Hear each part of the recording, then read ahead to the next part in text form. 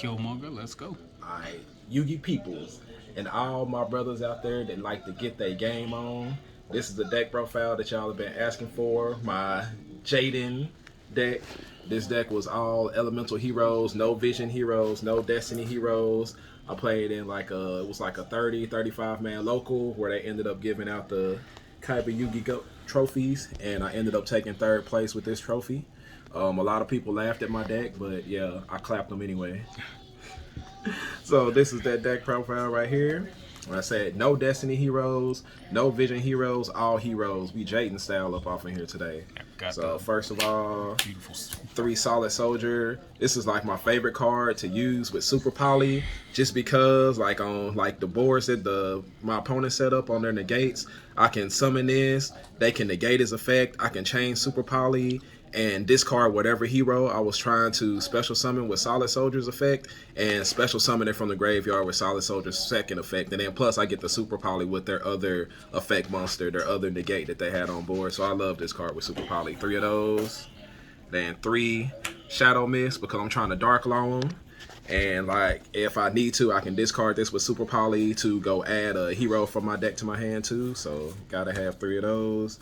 Only 2 Stratos, just because normal summon him by himself wasn't too powerful. The way I have my deck built, there's no fairies, so there's like no extending plays with that. But I do like to have him off in there for a hero lives and to special summon with Solid Soldier to do some stuff.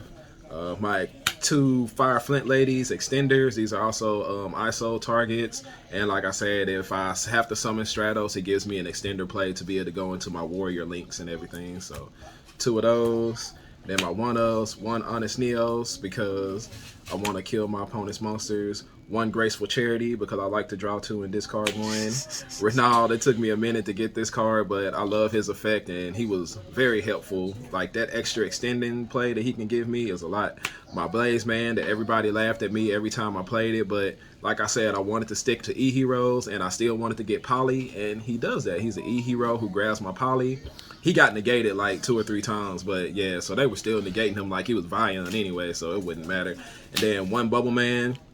I played the Bubble Man so that in case I didn't have Fire Flint Lady or any way to get to it, when I summon Stratos, I can go search for Bubble Man, set down the rest of my hand and special summon him and still be able to do my ISO, combos and like that and everything. And I did end up having to do that like twice. And one of the games, it came in clutch. It helped me win. So yeah, I really like Bubble Man. I like the Blaze Man. I got his effect off once. He got negated most of the time because for some reason people don't like us adding polymerization from our deck to our hand. Yeah, polymerization deck. Yeah, so that's my monster lineup Stop the right there. Polymerization, you stop fusions. Yo, this card, 3 Super Polys.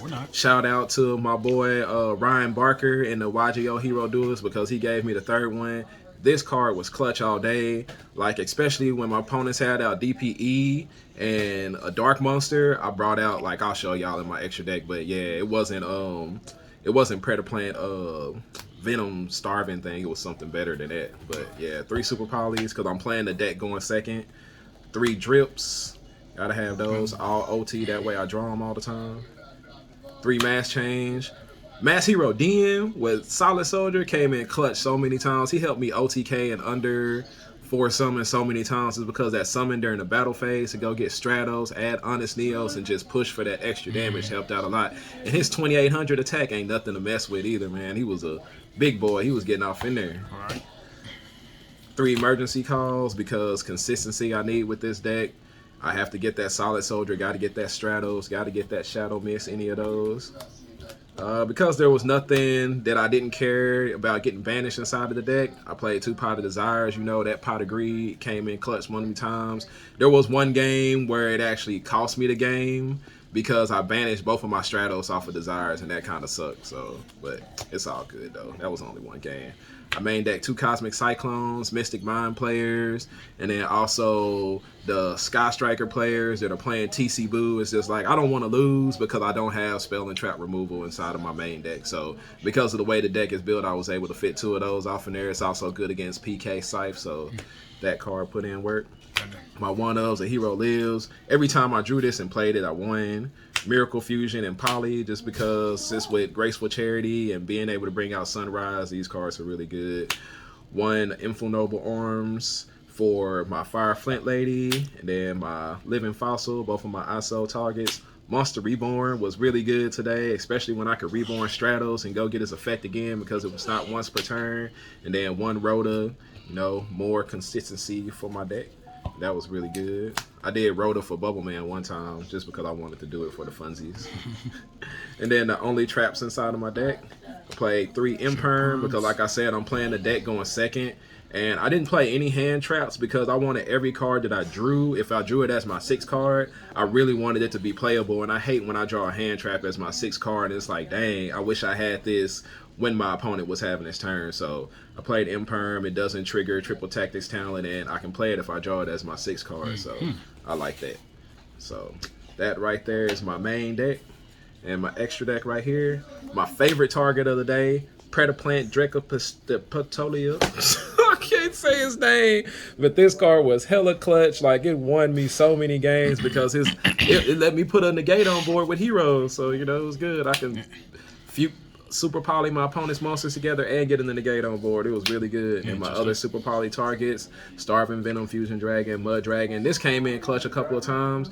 I'm pretty sure I've said it before, but don't forget his quick effect to change his attribute to make your monsters that match his attribute not be able to be targeted by card effects, because there were times where my opponent had Imperm or Effect Veiler and they couldn't do it because I'd used Mud Dragon's effect to change their attribute and to change his attribute, and they just couldn't do nothing to it. So it was good. I don't think I used this at all. Every time I had the chance to bring this out, I chose this one instead. So it was pretty much that. But he'll still stay off, and there's a good card. And my E-Heroes, the Shining, Great Tornado, Ab-Zero, Sunrise, and these were my E-Heroes. I think I used this once. I did get a chance to use this because I played against Tri-Brigade Luralist. This card was, he does what he always does. Big Chill does what he always does. This was perfect.